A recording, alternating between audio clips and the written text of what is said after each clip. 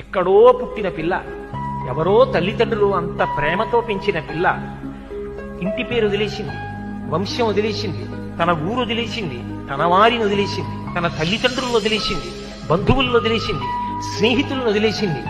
ముక్కు ముఖం తెలియని నా కొడుకు చిటికిన వేలు పట్టుకుని నా ఇంటికి వచ్చింది. తాను మరణ సదృశమైన వేదన పొంది ప్రసవాన్ని పొందింది. నేను తాతనయ్యానని తాను పొంగిపోతాను. నా వంశాన్ని నిలబెట్టింది. మా మామగారు బాగుండాలని కోరుకుంది, మా అత్తగారు బాగుండాలని కోరుకుంది.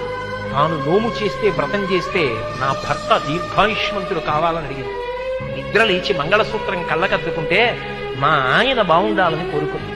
నా కొరకు ఆమె ఏం అడగల. తన అత్తవారి కొరకు, పుట్టింటి కొరకు.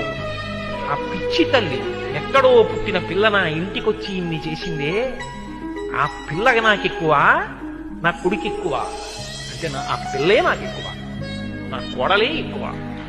అందుకే నా తండ్రి నీకు మామ, నా అన్న నీకు బావ, తండ్రితో సమానం. నా తమ్ముడు నీకు మరిది. ఇప్పుడే పుట్టకపోయినా నీకు 2 ఏళ్ల తర్వాత కొడుకు పుట్టినా నీకు కొడుకున్న దాంతో సమానం. ఇదిగొచ్చిన కొడుకుతో సమానం. మా అమ్మకి కొడుకెంతో నీకు మరిదంతే, నీకు కొడుకుతో సమానం. ఇప్పుడు ఆయనకి చెందినవన్నీ ఆమెకు చెందినవైపోతున్నాయి. అర్థమంతా ఆమెదే.